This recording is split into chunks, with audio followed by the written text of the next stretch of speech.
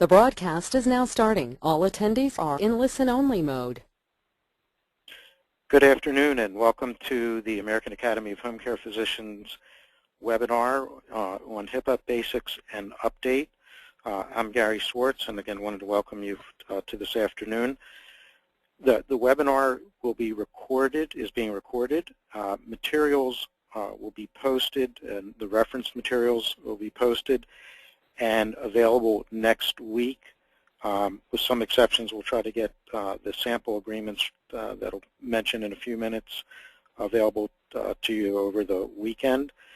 Due to time constraints, if you would send in questions through the webinar or to my email, that would be appreciated, and we will post those, respond to those, and post those responses to those questions. This webinar will also be followed up with another on the security aspects, risk analysis and management, and breach discussion.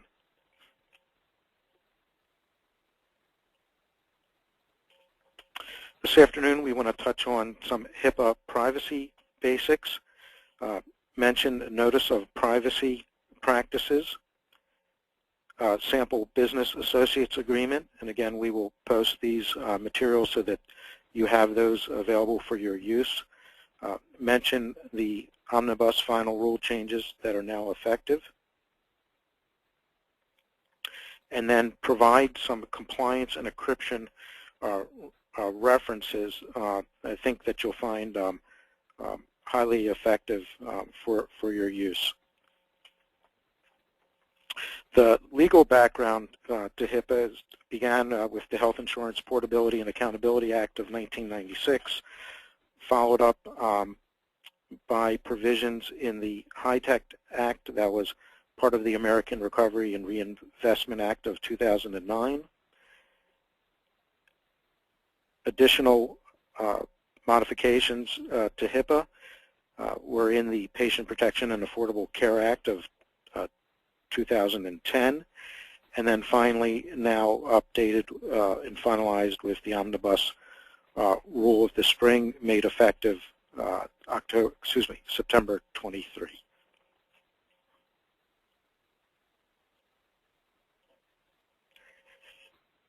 HIPAA, like coding and documentation compliance, is recommended to be incorporated as part of your patient intake and your PCP relationship with patients, and attribution for payment models. That you communicate and use the HIPAA aspects and communication as a marketing tool, the value of patient confidentiality and relationship. You integrate HIPAA as with compliance into quality improvement and risk management activities, and that you also incorporate as part of overall compliance training, staff orientation and retention program. And again, at the end, we'll reference a template that you could use to build out policies and procedures. HIPAA itself has application to covered entities. Covered entities are defined as healthcare provider that conducts certain transactions in electronic form, healthcare clearinghouse, and health plans. Those of you on this call would be certainly be the providers that conduct transactions in an electronic form. Any questions, there's a reference to a CMS chart, a link at the bottom, whether one is a covered entity. And again, we will post this information to the Academy site as well. It's a good tool for individuals and entities to determine. HIPAA itself deals with electronic transactions. This page reflects some of the transactions that are now regulated and standardized and as part of HIPAA. The ANSI is the accredited standards organization, is the American National Standards Institute, and a committee of ANSI is responsible for the development and maintenance of electronic data interchange standards. And this is a list of some of the standard transactions that have already been established. And certainly you are participating and involved in these transactions. HIPAA is also the source for coding uniformity across public and private payers, and is responsible for the fact that we now just have the one coding scheme for procedures of CPT and ICD diagnostic coding. This page, and with apologies for the size of print here, what I just wanted to highlight is that there are dates coming up next year with HIPAA and the Affordable Care Act involving transactions. In the beginning of the year, will include electronic funds transfer and remittance advice. And then later in the year, in October of 2014, delayed from this year, is the implementation of ICD-10. And the Academy will provide information and both by webinar, insight at the annual meeting, and then also through postings about the transition to ICD-10. And that's also discussed in recent frontiers. Scope of HIPAA relates to privacy, security, and also to breaches and enforcement. So it wasn't just one aspect. It involves these three. This afternoon we're going to focus a bit on the privacy rule that restricts covered entities and business associates' use and disclosure of an individual's protected health information. Protected health information being defined or described as individually identifiable information that is held or transmitted by a covered entity or business associate in any form or media, whether electronic, paper, or oral, that relates to the past, present, or future physical or mental health of an individual health care services or payment for health care. The privacy rule also provides for individual rights, such as patients' rights to access their PHI, to restrict disclosures of the PHI, to request amendments or an accounting of disclosures, and the patient's right to complain without retaliation.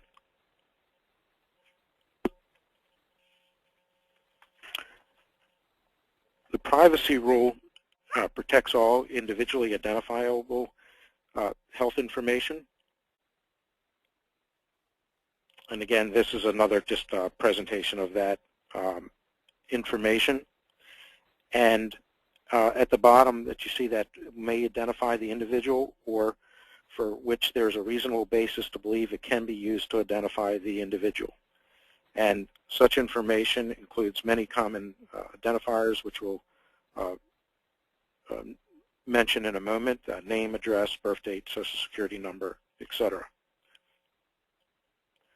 There are permitted uses and disclosures without obtaining a patient's individual authorization.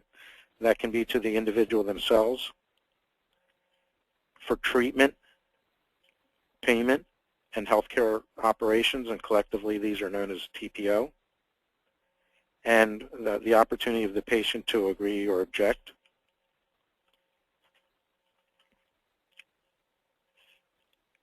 Permitted uses also include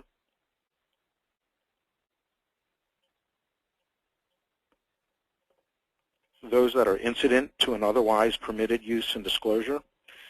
And here I've provided a couple of references from Medicare. And again, we will post these. Since you are involved with patients and their caregivers, family members, etc., there's good discussion of the permitted discussion of the patient's condition. And when this is done formally as personal representatives, and then also informally just with their consent. and want to make sure that you have that available. So while these references or links are here, we will post that information for you to the Academy site. Uses and disclosures without individuals' authorization are also permitted for public interest and benefit activities. And limited data sets for the purposes of research, public health, or healthcare operations. And covered entities may rely on professional ethics and best judgments in deciding which of these permissive uses and disclosures to make. In terms of the public interest and benefit activities, and in terms of natural disasters and emergencies, there also is some guidance in that area that we will post so that you have that, because often you're involved with first response as well.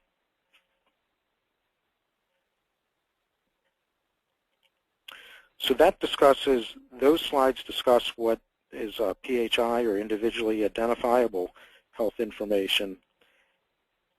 What would be the opposite, or how to de-identify health information and its implications? There are no restrictions on the use or disclosure of de-identified health information. De-identified health information neither identifies nor provides a reasonable basis to identify an individual. And there's two ways to de-identify information, either through formal determination by a qualified statistician, or the removal of specified identifiers of the individual and of the individual's relatives, household members, and employers.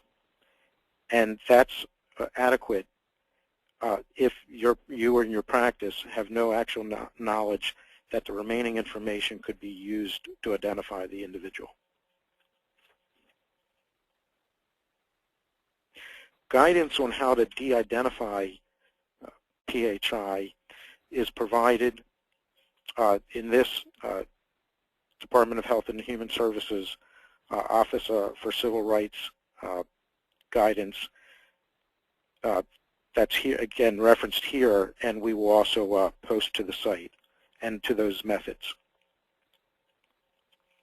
Re-identification can occur, and HIPAA can attach again if identifiers are reestablished to that, if the information is added back in to the data set that's involved.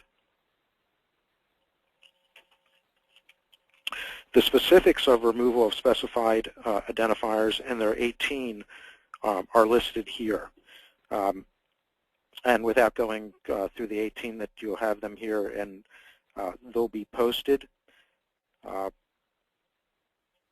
again, this is you can see that these are identifiers that any one thing could be linked to an individual, or there's a small enough population, et cetera, that someone could understand who the information belongs to.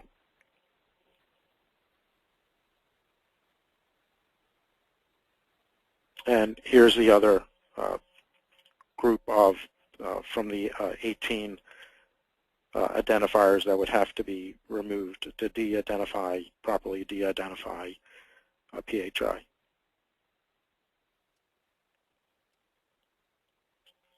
Moving on to sample notice of privacy practices. We will post this under the practice management site of the Academy under practice operations and practice management patient experience. This was developed by the AMA for typical practice, and it's been updated to reflect the requirements of the Omnibus rule. And we should have that posted over the next day or so, and certainly available for you for your use by next week. This must be revised anytime there's a material change to the uses or disclosures, the patient's rights, your legal duties, or other privacy practices stated in the notice. Amendments to the notice are required, and again, this has been updated, and they include those related to breach notification, disclosures to health plans, and marketing and sale of PHI. Fundraising in the sample that you'll see has been, again, also modified per the omnibus rule to inform patients of their right to opt out of those communications. And on the other side, the new rules also eliminate requirements to include information on communications concerning appointment reminders, treatment alternatives, or health-related benefits or services. But that information does not have to be removed. It's not mandatory that that information is removed. The table of contents of the sample that you'll see is presented here, and just provide how the notice is laid out.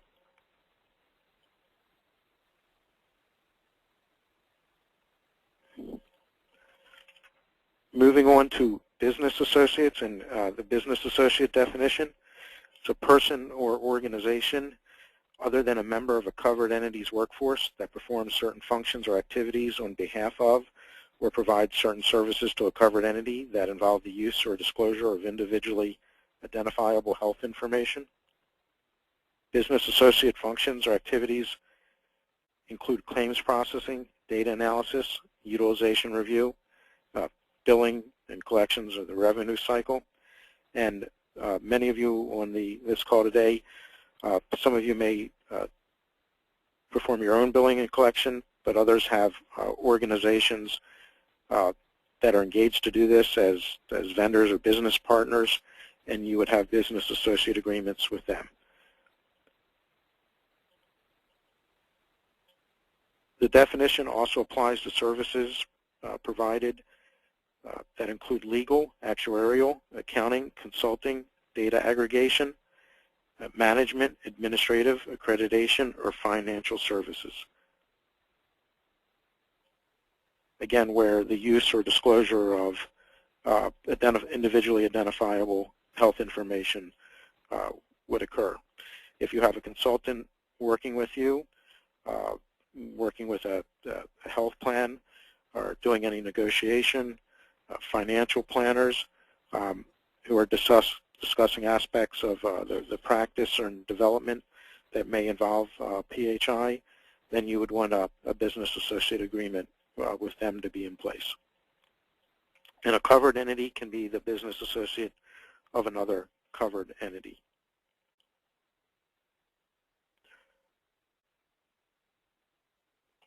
The business associate agreement that we'll post, again, has been revised to include the most recent requirements from the omnibus rule that was effective September 23.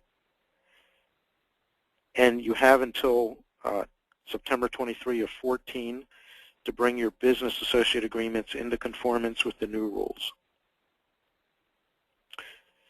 Business associate agreements that have not been renewed or modified between March of this year and September 23 of this year will be deemed compliant until the date that agreement is renewed or modified, or until September 22 of next year, whichever is earlier.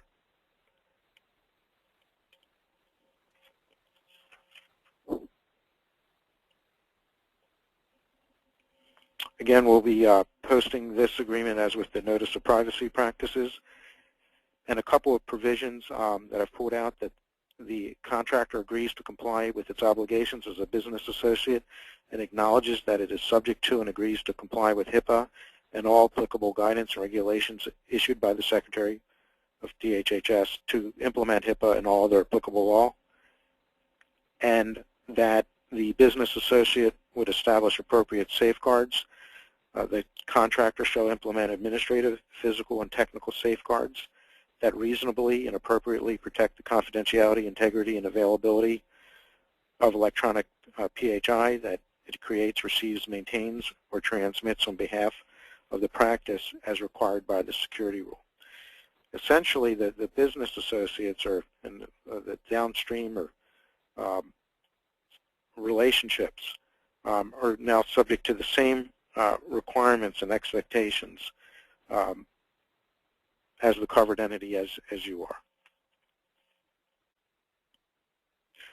Some of the changes from the rule effective September of this year, extending the applicability of certain of the privacy and security rules requirements to the business associate of covered entities of your practice, requiring covered entities and business associates to provide for notification of breaches of unsecured protected health information. And in a future webinar, we'll go over what those actual specific provisions are in terms of notification. Establishing new limitations on the use and disclosure of PHI for marketing and fundraising. Limiting circumstances on the sale of PHI. Requiring the consideration of a limited data set as the minimum necessary amount of information for a particular use, disclosure, or request of PHI. Expanding individuals' rights to obtain restrictions on certain disclosures of PHI to health plans, and strengthening enforcement provisions. And again, we'll cover the security aspects and enforcement in a future webinar. Some members use certain electronic health records, and one of the understandings is that EHR company uses, the reason that the product is without cost is that there are other parties in the healthcare industry that purchase the de-identified health information from that vendor. Again, that was sort of an understanding. And this explains that, as we saw in the earlier slides, where the de-identified health information is not subject to the provisions of HIPAA, but yet to healthcare manufacturers or pharmaceutical companies, marketing companies, etc., could have value and represent a revenue stream.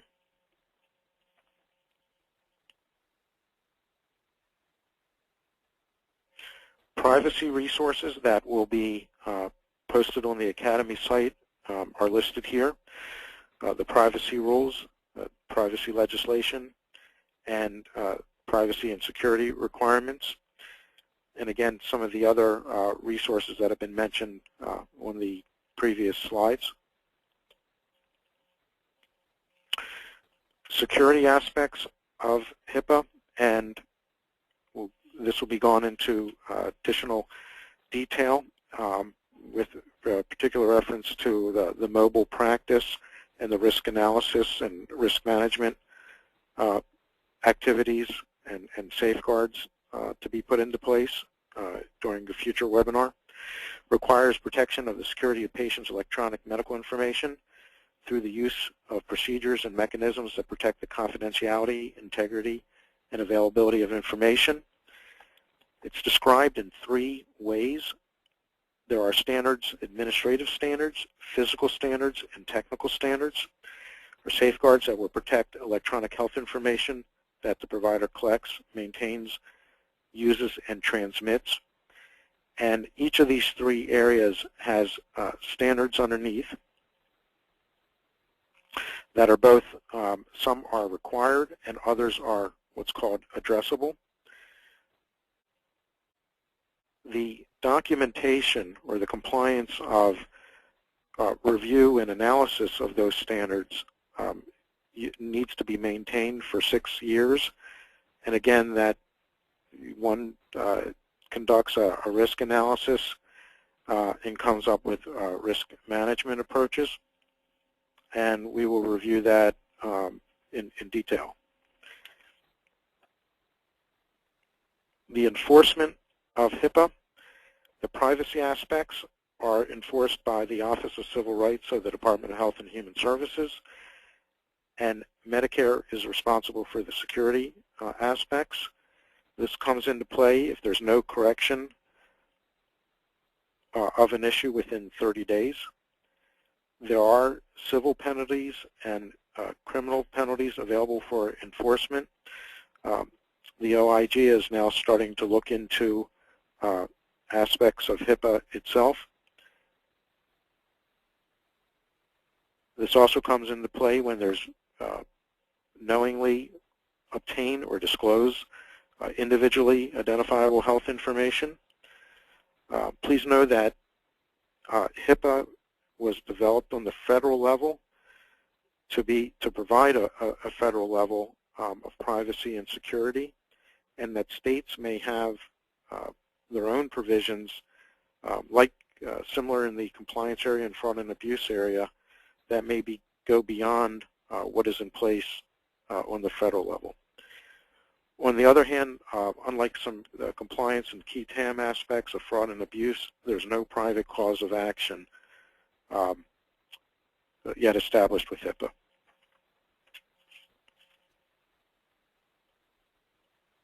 I want to bring to your attention, and we will post this as well, the AMA has produced a great encryption resource that responds to frequently asked questions regarding encryption of personal health information. And while I have the link cited there, and realize I think it's not live, we will post again this information on the Academy site, and know that it'll be valuable. Describes encryption and the various levels of qualities of encryption, how it works, etc. And I think it informs us all, and will enable you to have discussions with those with mobile devices and vendors much more effectively.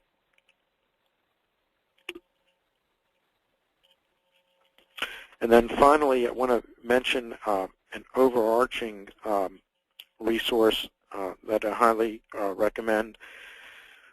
This document is over 100 pages, but it deals with all of the standards of HIPAA on the privacy and security aspects, the administrative, physical, and technical, and also deals with breaches as well.